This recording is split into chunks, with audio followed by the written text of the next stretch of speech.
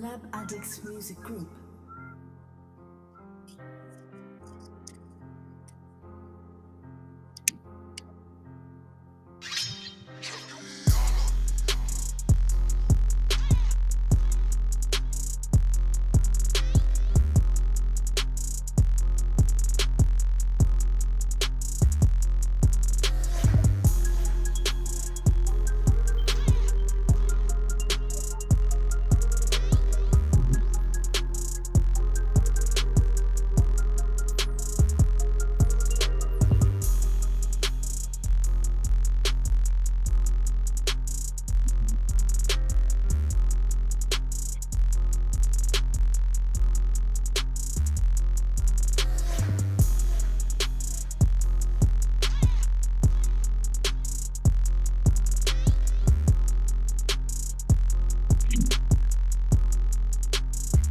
What's goody? What's goody? What's goody? Lab Addicts Music Group. It's your boy Maas Appeal, and this is another edition of Adult Conversation with Maas. I hope everybody had a good weekend. I did. It was a great weekend. What's going on? Great weekend.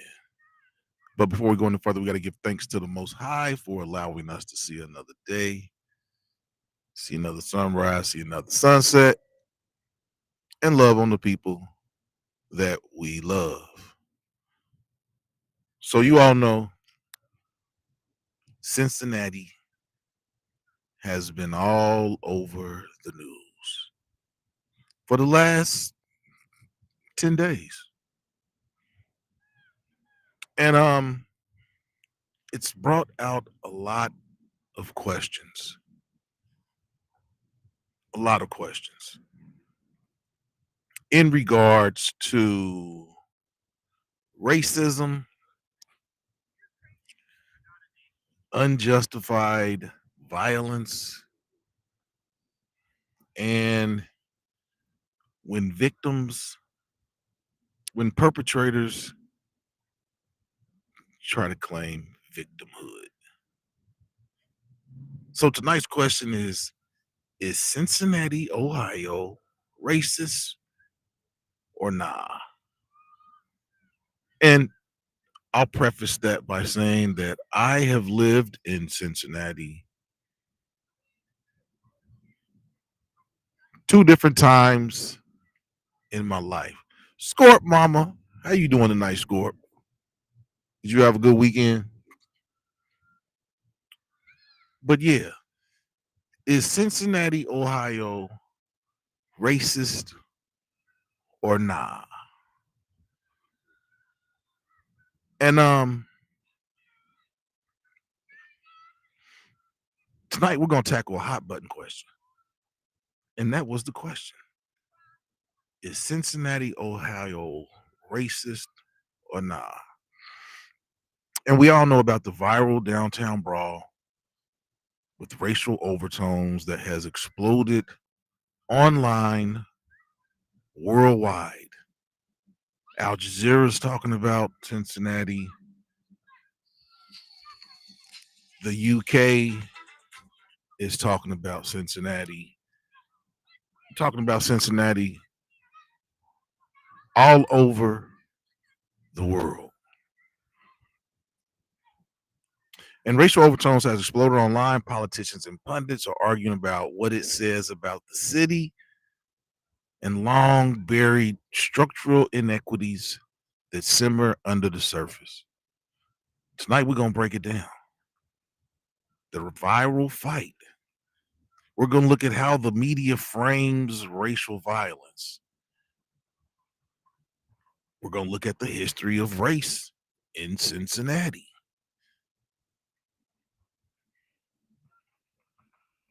Policing controversies. And basically the lived reality of Black, white, immigrant, and racial communities throughout Cincinnati, Ohio. We're going to look at is what we're seeing just isolated incidents? Are they systemic patterns? Or is it a mixture of both? So tonight we're gonna have honest dialogue, context, and we're gonna ask tough questions. Tough questions. So yeah,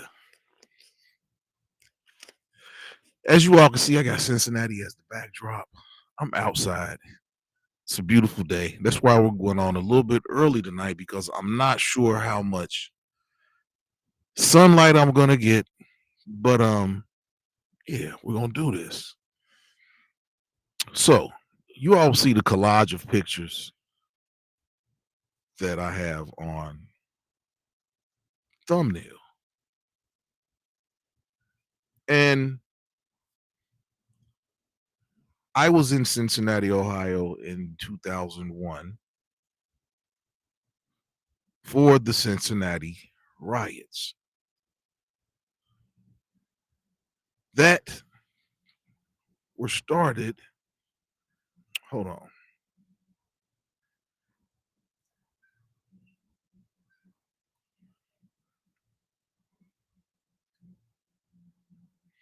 in 2021 when Timothy Thomas, an unarmed African American teenager, was shot and killed by Cincinnati police. And he was killed by Cincinnati policeman Stephen Roach, who was attempting to arrest him for nonviolent misdemeanors, most of which were traffic citations. Now, if you were in the city of Cincinnati or the surrounding areas in 2001 when Timothy Thomas was, some people say murdered, but he was killed by the Cincinnati police officer. That set off the Cincinnati riots, and that was the, I won't say it was the first taste of seeing how black people were treated by the police, how people were policed here in the area, and basically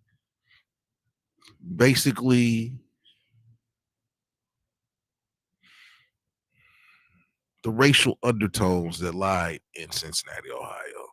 Not sure what's going on, but the police just drove by.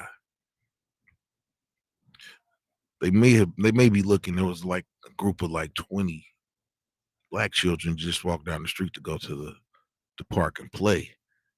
And now the police have showed up. So back in 2021, Timothy Thomas was murdered, killed by Cincinnati police, which set off the Cincinnati riots. There were lots of riots in Over the Rhine, which is the downtown portion of Cincinnati, Ohio. If you've been to Cincinnati, Ohio, back in the 90s and 2001, you will see how what Over the Rhine used to look like and what gentrification has done to it. But I will say this: if you want to know what Cincinnati looked like in 2001, all you have to do is go look at LL Cool J's movie. What is that movie? It's LL Cool J and Mika Pfeiffer. I think Mika Pfeiffer. Can't think of the name of it, but basically, it's LL Cool J played a drug dealing kingpin, and basically that movie was filmed in Over the Rhine, right in downtown Cincinnati. So if you want to see what Cincinnati looked like in 2001, go check out that movie. I can't think of the name of it, but somebody in the chat knows the movie with LL Cool J and Mika Pfeiffer that was filmed in Cincinnati, Ohio. But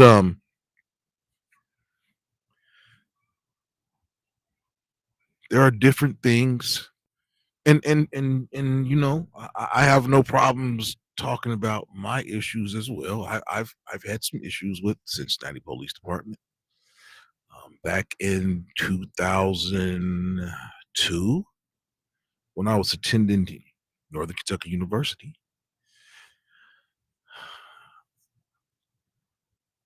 I had some, this was when I was in college. I had some marijuana in my pocket. And this was when you could get food stamps and stuff while you were in college. So I had a, a big bag of weed in my pocket. Why I don't know. But I went into the Child and Family Services building here in Cincinnati, Ohio. And at that time, they had a metal detector that you had to go through to get into Child and Family Services here in Cincinnati. Why I had that marijuana on me while I was going to college in my pocket, I don't know. Why I took that marijuana with me to the Office of Child and Family Services, I don't know. I can't speak to. I was wild when I was in college, but there was a sign that said, "Take all metal objects out of your pockets," and I didn't realize that I had the marijuana on me until I stuck my hand in my pocket to pull all my change and my things out. So I maneuvered the stuff that was in my pocket and left the weed in my pocket and pulled my coins and everything out, everything metal. So walked through the walked through the scanner and nothing went off. But the officer saw the bulge in my pocket and he was like, "What's that in your pocket?" And I was like, "Candy." And he was like, "Pull your candy out." I was like, "Why I gotta pull my candy out?" I said, "I came through the metal detector. It didn't go off. All my metal objects is out. What's the problem? I want to see what's in your pocket." "You don't need to see what's in my pocket." So when I said you don't need to see what's in my pocket, the police threw me up against the wall and went into my pockets and took the weed out of my pockets and said, "Oh, we're taking you downstairs." So they took me downstairs. They didn't put cuffs on me or whatever, but basically they detained me. They gave me a summons to come to court for marijuana possession. And I knew that I had been wrong. So when my court date came up, I fought the case. And the judge was like, "Are you going to get a lawyer? Because you'll need a lawyer the next time you come in here." And I said, "No, I'm going to represent myself." I said, "I'm going to write my motion and I'm going to submit it." And the judge was like, "Well, are you in law school?" And I was like, "Well, no, I plan on going to law school, but I'm not in law school." So he was like, "Well, I think you should get representation." And I was like, "I'm going to represent myself." And he was like, "Oh, okay." So basically, this officer had stopped and frisked me. He had unconstitutionally detained me and basically an illegal search and seizure. An illegal search and seizure. So time passed and I came to court on the court day when we were basically they were gonna try my case. So basically in that time between the arraignment and my court date, I wrote a 40-page motion on how my Fourth Amendment rights have been violated, how I have been illegally search and seized, and how I have been illegally detained. Because not at one time had he told me I was under arrest or whatever. And basically, I argued how the sign above the metal detector said, "Take all metal objects out of your pocket," and I had done that. So once I turned that motion in, the judge basically said, okay, you can step to the back of the, we're going to call your case after we go over these other cases. So basically, they gave the prosecuting attorney a copy of the motion that I had wrote, where I had like 60 different I had cited 60 different cases of illegal search and seizure, just like the type of seizure that occurred to me when he did what he did. And basically, because they did not want my case to be a precedent in the city of Ohio, they dismissed the case without prejudice, which means that it was essentially taken out. Basically, yeah. So after the case was dismissed, the judge called me up and he was like, "Who helped you write that motion?" And I was like, "Nobody helped me write the motion. I did it on my own." And the judge was like, "Well, I think you need to go to law school because the motion that you wrote was great. It was a great motion by some." And I was like, I knew I had been wronged. And basically, I told him that I looked up basically how to write a motion, how to cite cases, and things of that nature. So basically, my possession of marijuana conviction was tossed out because of illegal search and seizure. Now, that's one of the things that I have had to deal with in terms of the inequalities of the judicial system, but I beat that. And it kind of set me straight because, yeah, I kind of stopped smoking weed for some time, still to this day. But yeah, that was what happened with me back in 2002 in terms of the judicials. And I will say this, that after I beat that case, the police watched me. I got pulled over like 3 or 4 times, nothing came about it. But yeah, it was funny how I beat that case, and then I was like known here in Cincinnati. Then I graduated from Northern Kentucky University and moved to Washington, D.C., where I was for 19 years, and I moved back to Cincinnati about 3 years ago. But there have always been racist overtones here in Cincinnati. You can just look at how the city is divided. 1 in 3 people here in Cincinnati live in neighborhoods that are either predominantly white or predominantly black. So that's 33% of Cincinnati's population that is basically segregated. And that's one of the things that is really, really discussed here is basically how Cincinnati is one of the most segregated cities in America. In different cities, you'll have like smoke towns, you have Germantown, you'll have uh, Chinatown. It's like everybody has Little Italy, things of that nature. Every city has those types of areas. But one thing about Cincinnati is the dynamics of Cincinnati is different because Cincinnati is a German. It's more of has a very, very German influence. Some people call Cincinnati Zinzinnati.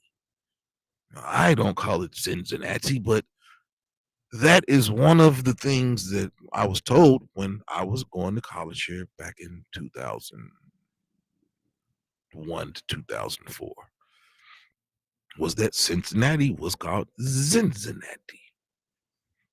Now, it is what it is, but there is a really, really rich German heritage in Cincinnati. We got Councilman Terrace Horton, Dayton, Ohio's first elected black official. And I'm going to bring him over because, yeah, me and Terrace were here in Cincinnati back in 2001 when the race riots happened. And I'm going to bring the councilman up here so he can provide some insight on what we're discussing tonight as well. We've both lived here at different times. I've been knowing Terrace since back in the 90s when we were attending college at University of Louisville. And now we've reconnected here in Northern Kentucky and Cincinnati. So I'm going to bring Councilman Horton up here so he can provide some context to the conversation that we're having as well. There you go, Tears. Shouts out to Scorpio. Scorp. I call her Scorp. You all know her better as Scorpio Mama. Scorpio Mama is almost to 500 subscribers. We're trying to get Scorpio Mama to 500 subscribers so she can go live and show you all the creations that she creates. She made me a Dallas Cowboys button down.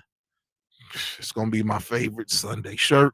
But yeah, go check out Scorpio Mama's page, subscribe to her page so that she can go live. Now back to Cincinnati.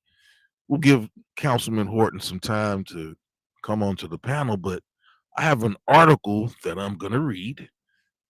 And this was back in 2020. And this is an opinion piece that appeared in the Cincinnati Enquirer. And what this opinion says is, as a relatively new resident of Cincinnati, I was not surprised to read at the top of page 3 in the October 2nd Enquirer that some say Cincinnati is one of the most racist towns in America. Some people say a lot of things. Some say they were abducted by aliens. Maybe they were. The article was about longtime radio host Lincoln Ware, who I used to work for when I was working in radio. I worked for Lincoln Ware. Lincoln Ware is a great man. This article was about longtime radio host Lincoln Ware and his appearance on the Cincinnati Enquirer podcast, in which he voiced his opinions mostly about race stuff. Now, if you've ever listened to Lincoln Ware, you know he'll talk about the hot button topics, but yeah, he fights for his constituency that listens to his show every morning. If it is the job of a headline writer to grab attention to the story below, well, the headline writer did an excellent job in this case. I moved here 7 years ago from a suburb of Philadelphia, a town that has seen its fair share of racial strife. I wouldn't be surprised if some said Philadelphia was one of the most racist towns in America. As I said, people say lots of things, true and untrue. Does Cincinnati deserve such a smear? The writer says, I don't know. I've only lived here a short time, and I've lived in Hyde Park. But I do live across the street from a pretty large apartment complex with a pretty diverse mix of residents. I don't see a lot of racial tension in my neighborhood, but then that's a pretty small sample from which to judge. As for the article about Ware, there didn't seem to be much evidence in it to justify the claim in the headline. Ware suggested that when it comes to racial misunderstanding in the city has come a long way, but that it still has a long way to go. He cited the police department's history as an example. The writers of the story attribute to Ware the claim that the former police chief, Tom Stryker, ran the police department with a heavy hand. You'd hear that they disciplined black officers more harshly than they would white police officers. That was one of the things that was really, really big here when I lived here the first time, is how African American police officers were disciplined as opposed to how their white counterparts were disciplined. You'd hear from whom? Where was there any evidence to back up this claim? Was there any statistical evidence showing that this to be true? Were there disciplinary records that had been combed through by anyone showing such a disparity? Not too long ago, a similar claim was made against the nation's public school teachers by the Obama administration. It appeared to the Department of Education that black students were being disciplined more often and more harshly than white students. The DOE blamed racism for this disparity. But going through the numbers, it turned out that white students were being disciplined more often than Asian students. Was that racism too? Or could that have been that Asian students as a group were for some reason less disruptive in class and behaved better in schools than their white counterparts? Who knows? Moving on, the writers of the article attribute this assertion to where? There's two Cincinnatis. The Urban League said one that's black and one that's white. I mean, I kind of believe that. This person has been in the broadcast business for 47 years. I'm not saying people should know me, but there are some white folks in this thing. This is Lincoln Ware talking. There are some white folks in this town. They never listen to black radio. They never venture into the world of the African American. But African Americans, FBAs, will venture into their world. People know Bill Cunningham. People know Jim Scott. The white community doesn't seem to embrace the black community like the black community embraces the white community. So Cincinnati has a long way to go. There may be some truth in that, although Cincinnati's white community certainly seems to embrace the city sports teams, which are disproportionately made up of black players. I'm not sure of the solution to that. It is what it is. But what Ware says is true. I wonder what the solution might be. Some have suggested mandatory government racial sensitivity training. Color me skeptical to the value of that bringing the races together. The article saves Ware's strangest claim against the city, Queen City, for last. A lot of these companies and organizations, when they hire a black person, it's normally from outside of Cincinnati. My theory on this is they bring people from outside Cincinnati, so when they get ready to fire them, they don't have a whole lot of friends to stand up for them. I see that happen to black leaders. That's what Lincoln Ware said. And this person said, that's some theory. I wonder if there's any evidence to back it up. Have any corporate executives in the city cop to it? Any whistleblower with audio tapes? Has the Inquirer investigated at all?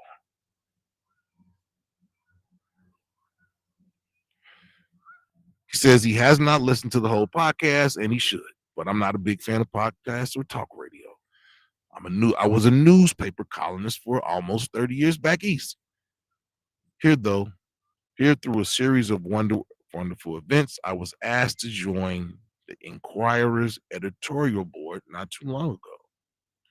As a young white guy, I used to venture in the world, as Ware put it, to play basketball on inner city playground courts in Philly and Trenton, New Jersey. As an old white guy, I like to think of myself as still willing to meet with and engage new people, which is why if I was ever invited to be a guest on Lincoln Ware's show, this person would be happy to accept. He sounds like a nice and interesting guy. There's much we could discuss. Lincoln Ware is a great person. He was a good boss. I learned a lot from Lincoln Ware that has helped me in my life. So yeah, somebody say something bad about Lincoln Ware, I have something to say about that.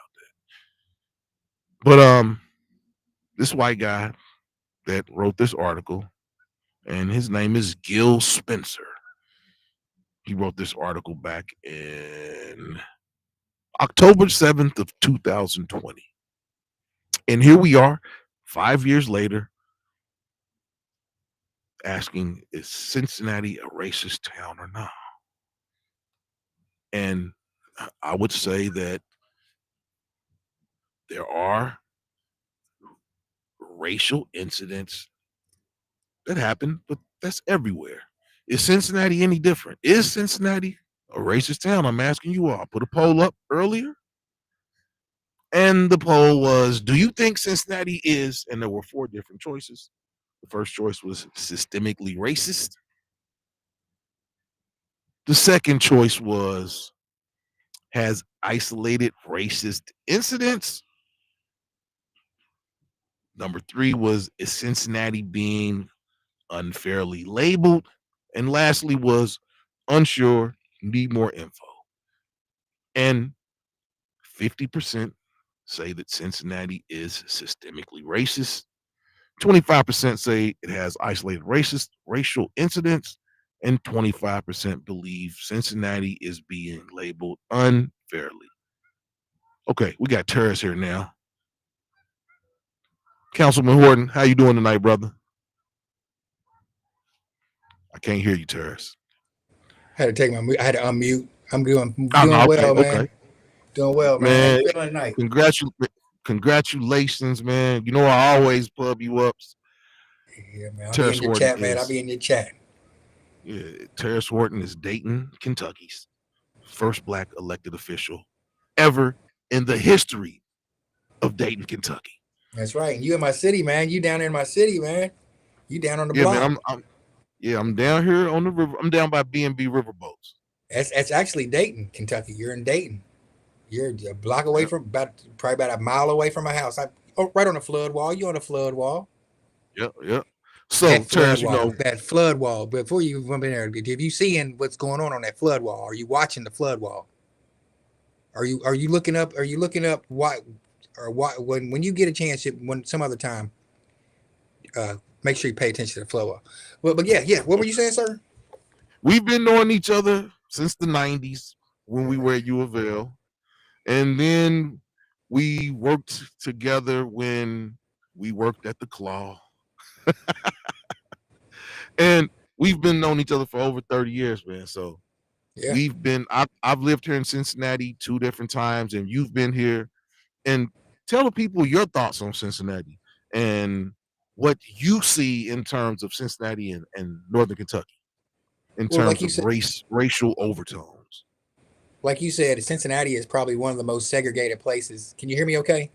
It's one of the Yeah, most got you. segregated places in the nation because historically, where it sits geographically on the map, it's the beginning of the top of the South, where you can get in from slavery in Kentucky over into freedom in Cincinnati. So geographically, it's a place where a lot of foundational Black Americans migrated up here to the north, and they didn't go up to Chicago. They found a place to stay, like my family, the Washington family. I got blood cousins that came from the lineage of my great grandmother that lived right here in Cincinnati. So you know what I'm saying, we kind of migrated around. A little bit different from where like kind of we're from in Kentucky, central Kentucky, because it was more integrated down there. Especially where I lived in central Kentucky, Hardin County, it was a lot more integrated, and Louisville was a lot more integrated. But when you get to Cincinnati, Covington, Kentucky is segregated, and Cincinnati is segregated. Like you explained it very well about the neighborhoods and how it's 33% and 30. But I mean, I don't mind those things if people would just act right. But Cincinnati is probably one of the most segregated places. But okay, just for an example, when we first moved up here, in the 90s, when we were hanging out in the 90s, we could go to Hurricane O'Malley's or somewhere like that down on 4th Street or Yep, down to Hurricane O'Malley's in Louisville, and there'd be yep, 4 or 5 different clubs. Everybody be hanging out, or we could go down to Fort Knox. Every denomination, yep, everybody hanging out, every race, color, creed, everybody getting along. You'd have your fights, you'd have your black on white fights, your black on white, but everybody for the most part gets along. When I moved up here to Cincinnati, you had one mixed club. That was Jump. You know what I'm saying? Back then, Jump was the only mixed club that you would go to that you would see, like, half and half. You see half and half, right, but then that was just like a pre-party spot before everybody went out to where they're broke off into their own little sets. And then you end up at Waterfront at the end, but the Jump was the only place where everybody would go to kind of meet up.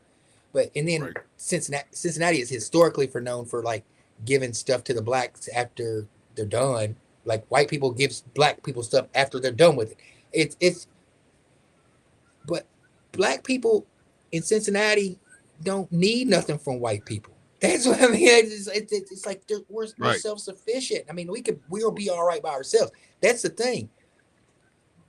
That's my opinion on Cincinnati's race thing. It's just historically a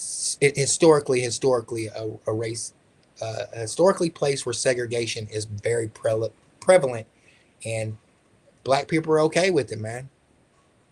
But that's one thing. That's what's kind of perplexing to me is you left Kentucky which was the slave state, to get to the free state, which was Ohio.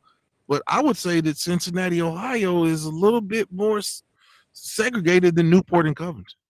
Yeah, absolutely, I absolutely. would say that. I believe that And because of, in the 20s they had those black towns, and Cincinnati Lincoln Heights was a very prominent black town to where, Reconstruction right after slavery, when they were doing things the right way before white supremacy really got mad about black people holding power, mhm, holding political power, mhm, and before they doing it, they're repeating themselves. Hey, they're repeating themselves with the propaganda they put out with the Ku Klux Klan, the Birth of a Nation movie, that they tell a picture of the black man's going to harm the white woman. So we got to be on high alert to bring the Klan back. You know what I'm saying? It's yep, crazy. yep. And another thing that a lot of people don't know is that the Underground Railroad went through Covington. I can't remember the name of that strip club that was back there. That basically, it's at the bottom of it was where the slaves went and walked around the river to get to the boats to take the Licking River to get across the river to Cincinnati, Ohio. But yeah, Cincinnati is. You would think that Cincinnati would be a little bit more tolerant, being that it was the place where slaves were escaping to freedom. But it just seems like Kentucky, Newport and Covington is a little bit less segregated than Cincinnati, Ohio. And then another thing about Cincinnati, Ohio is Cincinnati, every little part of the city has their own bar. So people party with their own. So you'll have people in the west side that party alone, then you have the people on the north side that party. Their bars, they go to their neighborhood bars and they don't really venture out unless they're coming into the middle of the city.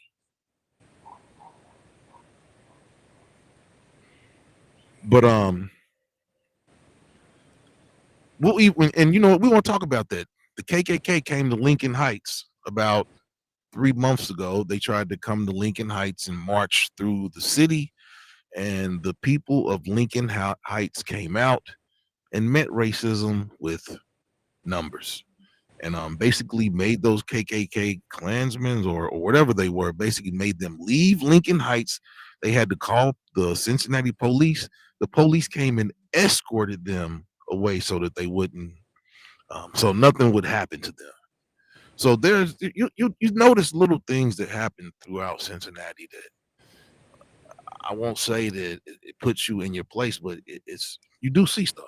And I'm not going to say I love Cincinnati. Don't get me wrong. I love Cincinnati. It's one of the best cities I've lived in. But yeah, every city you live in, you're going to have different things happen with racial overtones. But I think that this is being blown out of proportion. The brawl is being blown out of proportion. News outlets are taking the narrative, they're spinning it, they're not showing the entire video. And I just think that when you see things like that, where basically they're trying to change the narrative of what we've seen right there in our face, that's when you look at stuff like it's a slap in your face. Like you're not looking at the totality of what happened in your observation. So I'm starting to believe I AC. I'm starting to believe that white people just don't care. They don't care. I mean, that's you the only don't thing that I can. I think that there's a certain degree of, just like, how there's certain, you can put it in their face, you can show in their face. Because first it was the outrage about the fight. I want to talk about the fight just for a second, and then I'd like to go to the KKK going to Lincoln Heights. Let me do Lincoln Heights first because you said that. Then I'll go to the yeah fight. yeah yeah go ahead. The Lincoln Heights thing, that was just a teaser about what they were going to do, like the next step that they're going to do. Because I'm pissed off. I'm pissed off right now, and I'm hurt by the Republican Party and how and the tactics that they're using to try to win a little punk ass election in Cincinnati. But they did the Lincoln Heights thing, and Lincoln Heights came back, and like you said, they showed them in force. But something you didn't speak on that I'd like to speak on is, after that, Lincoln Heights shut Lincoln Heights down. You couldn't get through there without a pass. They had masked men. They had masked men with guns, and you could in and out. You could. They ran the white people out of the business owners out because they got tired What? of, yeah, they had mass militias throughout Lincoln Heights until they got the things under control, just to let them know. So the KKK, the KKK, if they try to start recruiting and they come, it says we are not our grandparents. We are not peaceful. These YNs got switches. And They crazy, man. They're yeah, crazy. come up, run up if you want to. You think what happened downtown was bad? Shit. Speaking on the brawl though, that was an ill Let's talk about the attempt. brawl. That was a ill attempt by the Republican Party to try to win an election, man. Yeah, JD Vance is they're using. Well, Go ahead. Go ahead. I thought in a million years, I thought that JD Vance would not go there. I thought that was just a Trump thing. I really did, man. I was naive. I really did. I thought JD Vance was going to be since he had a military background and he grew up, and he went in the military. And he had a rough background, so he got in the Marines. I thought that that racism stuff wasn't, but that's the first card he went to. As soon as that brawl happened, they chopped that stuff out and put that stuff out so fast to create this narrative. But what JD Vance did not realize, and this is going to come back to bite him in the butt politically forever. Mark what I'm saying to you, my dude. He failed to realize that what you said a few minutes ago. Cincinnati, Ohio is 49% black, 48, 49% black. And those 48, 49, 40%, let's say 40, we'll say 40-ish% black. 40-ish. Those 40-ish% black folks vote.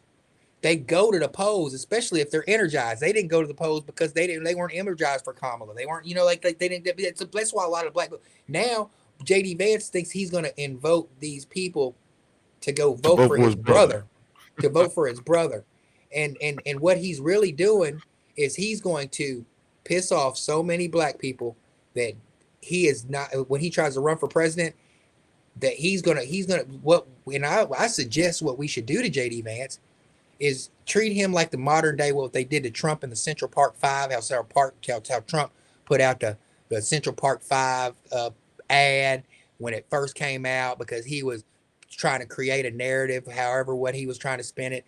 That's a play. JD Vance has pulled a play just right out of that playbook where he's trying to implement these black folks. And I'm saying, I've been praying, it's like, guys, like let it happen.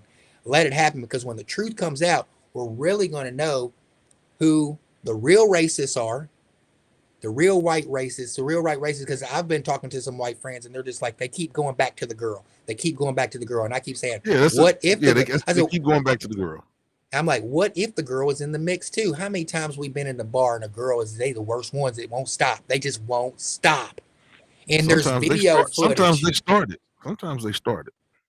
So the video footage, and then she got the payday. So they gave her the hush money. They came in on her quick. She's getting the payday and the GoFundMe's from all the racist organizations, all the Bernie Morenos. He's going to all the racist organizations to do his spiel. They're telling disparities. They're saying innocent men, innocent victims. Well, they're not telling the truth. Right. And so whenever so when the truth comes out, and white America sees the truth, because there's going to be, I seen Glenn Beck's on it now. Candace Owens. I'm gonna provoke Candace to jump on it just because she's a truth teller. You know what I'm saying? And if she gets on this shit, she's not gonna be happy because she's a foundational black American. No matter how much you love her or hate her, that's why she jumped on that Kamala Harris stuff so bad, because she feels like I feel. Our family and our heritage and our lineage went through chattel slavery, civil rights, civil war, Reconstruction, Jim Crow, Tulsa, civil rights, redlining, Rosewood, all that stuff and then the white people try to throw facts out there like we're number one in homicide, we're number one in this, and all these disparaging statistics. And I want to say, we're still here. You threw all that stuff at us, and as black people in this world, we're still here, and we're reproducing at a level to where outproduce them as far as like produce children. So that's where they're at. Their birth rate is not multiplying high enough. So they know they got to do whatever they can to keep in power. And I never in a million years thought that JD Vance would stoop so low to try to take a jab at black America. He should have picked another area to do it, and not Cincinnati. They thought it was sweet, and I'll land my plane here. They thought it was sweet when they went to Louisville and did it. when they got Tamika Mallory and all the other people down there in Louisville, and when they got that all that stuff riled up, and they're like, "Oh, we can do that." If they did it in Louisville, because they're all this is like a retribution tour. Instead of them moving forward, and let's get this country on a track to where we're all moving forward, because there's some things and there's some things that the Republican Party are doing that are good, that can move everybody in this country forward. But as long as you keep trying to poke us on a racially charged situations, you're never going to get the true foundational blacks that you need. Let me ask you a question. How do you feel about, hold on, let me find it. How do you feel about Victoria Parks? I love her. I love Victoria Parks. If you all don't know, Victoria Parks is the city councilwoman who came out and basically said that the people who got beat up basically got what they were looking for. And there are people who are trying to politically, they're going to try to get her off the city council because of some of the comments that she's made. So I'm going to show them the picture. She's not resigning. She didn't. I mean, I don't think she said nothing bad. She's not running for another term either, so she's going to stand on business. She doesn't even care. She terms out in 2026, so she's going to do the rest of her term. They're going to ask her to resign, and she's going to tell them to kiss her butt. And I'm glad she's standing on business. That is Miss Parks right there. That is the lady who said they got what they was looking for. So hold on, let me read a little excerpt from her article. Basically says, she said the two white victims shown in the now viral video of a brutal attack in Ohio begged for that beatdown. So now there are media outlets all across America who are basically trying to shout this lady down, trying to ridicule her for her comments. There are people here in the city of Cincinnati that are backing her 100%. I mean, some people just tell it like it is. And I'm one of those people who, a lot of people say, it's not what you said, it's how you said it. I'm going to say it how I'm going to say it. But Victoria Parks, we applaud you, and we need more council people like Gloria Parks that'll say what's really on her mind and not really pay attention to the people that are around her that are trying to shout her down. So shouts out to Victoria Parks. On the flip side of the game too, there's a guy named, I think, in Ross, Ohio. I think his name was Jordan Young, and he was a white man, and he wrote some racist stuff. He's like calling us animals and N-words and stuff like that in Ross, and he's a city trustee, a board of trustee, and they asked him to step down, and he said no. Oh. And I think he should stay on board too. I posted that article. Yeah, he should stay on board. I mean, stand on business. Standing on business.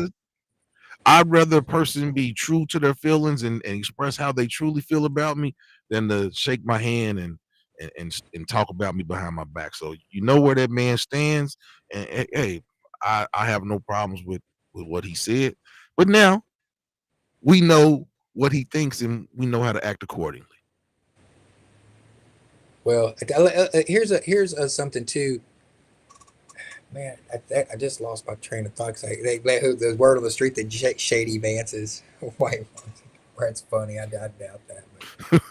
YWG said Miss Parks is his new girlfriend. Hey, I don't know what Evie gonna say about that, but whatever. Oh, I knew what I was going to say to you. Have you heard about all how the Facebook is Facebooking, and they found the guy's name and everything like that? Who they found his name? They found all how much information do you got on the guy who started the fight? Do you have much? Nah, I don't really have much information. They haven't found him. Well, they found him. They found him. Oh, they got him now? Okay. Well, no, okay. He no, hold up. He got a lawyer, and the lawyer said, "What do you want with my client?" And they want to talk to him. They like, "Are you charging him?" And they're like, "We're not charging him yet." They're like, "Well, we're not talking until you got some charges for him." And that's one thing. Number two, this gentleman has a history of doing this. We've got it. I've got it. The internet is a bad mother lover. He has a history of doing what? Attacking black people? He's got a, he's yeah, okay, right here. He just got off of probation right here. I can send this to you. He just got off of probation. Yeah, send that to me. 2000, 2010 memorandum. Let me see if I can send this to you right now, so you can post it if you want to. I was going to save it for tomorrow, but I'm gonna go ahead and send it to you now. Let me see if I can. Okay, his name. I'll give you his name. Alexander. Can you hear me? Okay. Yep, I got you. Okay. His name is Alexander Tervinsky. I'm about to Tervinsky. I'm about to send this to you right now. So let me ask you something. Let me ask you something, Councilman Horton. What do you say to the people who are backing an immigrant against an American? I'm sending you. I just sent you a bunch. I sent you his arrest warrant from Hamilton County Municipal Court back in his first case that he got, where he got arrested for punching a victim in the car, in the nose, chin, after the cab had been the horn, and then he was arrested, and then that was Nancy Myers was the judge. And then he got a memorandum in support for he wanted to get off of probation, so he had to pay $1,300 in March of 2019. Alexander Novinsky. I just sent you all this stuff. Okay, and then if you want to go over his business, we found out his Better Business Bureau right here. His business partners is Josh, Kaya Hallan, Valerie. Alexander Tervinsky is a vice president owner of this company right here. Is GTX Auto Group. GTX Auto Group, because you remember what I was saying, the Russian car salesman, car salesman. Because here's his police records is right here is his two arrest records right here. 45 years old. That's where he lives right now on Cooper Road in Cincinnati. That's his active address. That's one. He's at Warren County. He's got one in Warren County too. So that's his two active residence addresses. And that's a picture of the ugly ass nigga right there. So Holly's next. Holly's next. Well, the girl that got punched. We got to find out the truth on her. We got to find out where she's from, who she knows, what was she doing there. There's an article. Have you seen the videos that she's been posting on TikTok or Instagram? I don't believe any of that stuff. She's been paid off. She got paid. She got the payday. $275,000. Somebody punched her. She got $275. Nah, man. She got $275,000. All right, she got a GoFundMe, man. GoFundMe done already put 100. I think Vivek gave her 100,000, and then she's got another 100 people. The same people. Remember that racist lady who went around and had the baby, and she was in a park calling people N-words and did a GoFundMe? Yeah. These same people are GoFundMe. See, what I would like to do is find out if Holly likes me. We got you wild. You wild, Councilman Horton. Wow. Let me find out. Have you put your researchers on this? Not yet. You know how I'm letting these devils do what they do. I'm praying, and I'm staying in this legislation book to make sure I know what I can and cannot do. And I'm praying. But one thing for sure, Maas, and you know me, man, you've been knowing me for a long time. J.D. Vance's brother ain't gonna win that election. Oh, he's not gonna win. He's most definitely not gonna win that election. He's cooked. We're coming up on the hour on the show. Hit the like button. We got Councilman Terrence Horton, councilman in Dayton, Kentucky, on the show with me tonight, and we're talking about the racial strife that's going on in Cincinnati right now. Cincinnati is on the map worldwide for what's been going on. The narrative has been changed. The narrative has been taken and railroaded, and basically the people who were defending themselves are the savages now, and the people who instigated the entire thing are the victims. And we're here talking about it tonight. It's the number one topic here in Cincinnati. It's what everybody's been talking about. And we are people that just want to live in peace with everybody. Like Tara said, I've got plenty of white friends. I got plenty of black friends. I got friends of all denominations. And one thing that I will say about my friends that are different than me is some of them are looking. I mean, we can have differences of opinion and still be friends. Some of them agree with everything that's going on in terms of looking at the entire story and not just parts of it. And some people don't even want to hear about the initial slap. They're going straight to the attitude. And now the lady wouldn't have got something. And when I say this, the man that punched her in the face, he needs to be arrested. But he should have been sticking her face in there with all the men. Your audio is crackling, sir. She shouldn't have been. The lady should not have been sticking her nose in a place where a bunch of men are being physical with each other.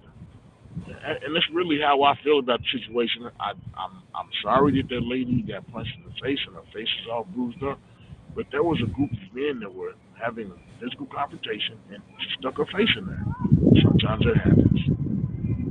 Now, I don't believe she just stuck her face in there. I mean, when you look at when you break down those pictures, and you take your emotions out of it, because like when my white friends show me that picture, I'm just like, yep, yeah. It's like we had to deal with Breonna Taylor, George Floyd, blah, Sandra Bland, blah, name after name after name that they were desensitized. They're like, oh, that's big deal, and they want us to see this picture of this girl and like us really getting our emotions like them, but it's not gonna happen, man. It's just not gonna happen. I don't. I don't understand. Out of that, and another thing, another narrative is people are trying to pin this brawl on the Cincinnati Music Fest. This didn't have anything to do with the Cincinnati Music Fest. I don't know why they're trying to do that because that little brawl is not going to stop the Cincinnati Music Fest from happening. But the Cincinnati Music Fest was not involved in this. This was isolated away from the Cincinnati Music Fest was over by for 3 hours. Was over and done with 3 hours before this happened. So it has no association with what happened. And the club let it out at 2:30. That's what a lot of people are not. I mean, and you and I, we've been in the inside the nightclub industry for since we've been young. We've been, like you said, we've known each other for 30 years, and I can't remember going to a nightclub in those 30 years and not seeing you in some capacity. Same with you. After the club is over, parking lot pimping. Either you going with a female or you looking for some trouble. That's just the way it is, man. You looking for, especially if you got too much alcohol and you're overserved. We've all been there. We've all been there. So like, and I mean, and I just in my past and being an open book, I've been in worse bar fights than what I seen happen there on both ends. I've been jumped before, and I've been a part of being in a bar. Yeah, I got jumped. Only thing is like like I remember when I got jumped one time on Fort Knox. Those military dudes, took the biggest dude out with a bottle. You know what I'm saying? It's just like that's what happens if you hang out. If you're in that lifestyle, eventually it's going to happen. This was an opportunity. It was a swing and a miss for J.D. Vance and the Republican Party that I don't think they're ever going to be able to recover from, because moderates like myself, not moderates, but center right-leaning Republicans like myself will never trust a J.D. Vance, will never trust a Bernie Moreno. And if they start pushing that narrative in Kentucky, I'm fighting them every way that I can. It doesn't matter because I'm black first. I'm a black heterosexual man first. I don't care about none of this politics shit. You know what I'm saying? They can't make you step down. You have to put enough pressure on you to step down whenever if you step down. But like YG said, dude got off light. They missed a lot. They missed a lot. Goonie tried to come through on a motherfucking on the goddamn WW people's elbow. But Goonie's special needs. Goonie's schizophrenic. He's not even all right. He's on the spectrum. Maybe Asperger's or something. You know what I'm saying? Goonie ain't all there. Why you gonna go fight with somebody in special needs? Then the news is lying and saying the wrong person hit the girl and trying to. Central Park 5, man. This is Central Park 5. Thing, they finally found the video with him yelling the N-word because there were people saying he didn't do it. The video came out today, with him spewing the N word and saying the N word, and you'll see the video. He's running around. People are laughing at him. He's chasing people, swinging wildly. They came together to have a conversation to end it all, and he smacked the man, and then he got his. But I'll tell you one thing. What really surprised me is if if you all really want to see what people think in Cincinnati, go to the WLWT Facebook Facebook page and look at some of the comments on those posts that they have about the brawl, and that will give you a glimpse into why we're having this conversation. There are some pretty crazy quotes. People are, I mean, animals, gorillas, savages, you name it. And this is a public forum on Facebook on WLWT, which is the news station here in Cincinnati, on their news page. I can't believe they haven't taken posts down, but yeah, there's some wild things that are being said, and people feel emboldened because of Donald Trump to do these crazy, to make these crazy statements, to go out and call people N words. But I will say this to any white person out there: please don't go. There's only three of you. It's not the right time to say the N word. Say the N word in the car by yourself when you're rapping those rap Yeah, songs. yeah. Don't do it in public where you're outnumbered 75-1. It wouldn't be the good place to say you're going to come outside and whoop every nigga that's outside. But that's a badge of honor for him when he's out and he's been drinking with his buddies. He can say, "Remember that time I walked through a crowd of them niggas and I called them all out. None of them did anything." He can tell this story for the rest of his life to whoever would listen to it. You know what I'm saying? And that's a badge of honor. He, I mean, even now in his community, he's probably got a badge of honor. He's probably like, "Oh man, they didn't get me that good. They didn't get me that good." You know what I'm saying? That's what that's I'll address what he's saying. If people are pushing, he was overserved, then the nightclub might come back in the night. I am 100% sure that Rico is going to be having to hear some shit from this thing right here because Hold on. They were in, hold on. The Russians were in love. love on I peace. mean, it wasn't. I'm not 100% sure. I'm not 100% sure, but I'm 100% sure they had to get the video footage from outside of love. And I'm Yeah, 100% the sure video that this footage was outside. I'm sure that this Russian car dealer I think they were coming from the Hearth Room. frequents I think they were coming from the Hearth Room. Uh, wherever.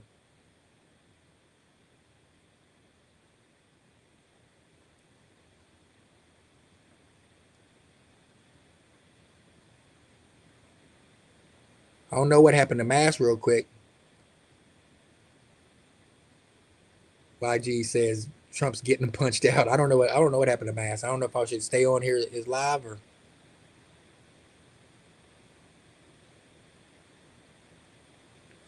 he's gonna be back with y'all.